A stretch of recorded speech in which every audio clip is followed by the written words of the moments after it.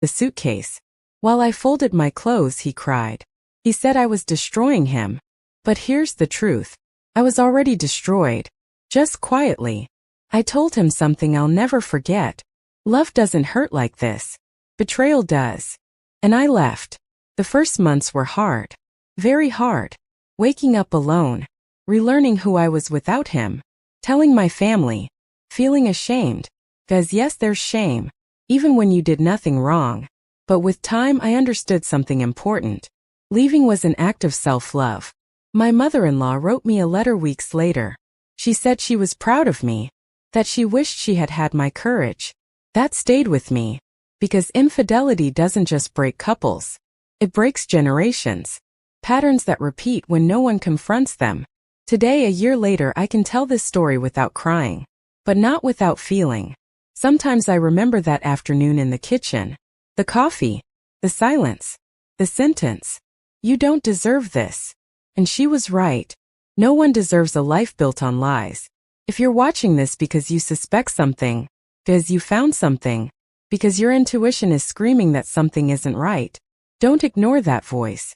Don't cling to the version you want to believe. Cling to the truth, even if it hurts. Because the pain of discovering infidelity is intense.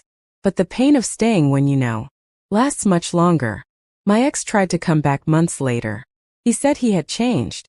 That he understood now. That without me he was lost. And for a second, I hesitated. Because love doesn't disappear overnight. But I remembered something simple.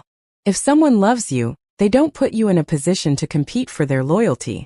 Love isn't shared in secret. It isn't hidden. It isn't divided. And I said no. With a steady voice. With a heart still tender. But steady. I want to end with this. If you've ever been unfaithful, if you're even considering it, stop. Think about the person who trusts you. The one who sleeps peacefully believing in your word. Infidelity isn't just a mistake.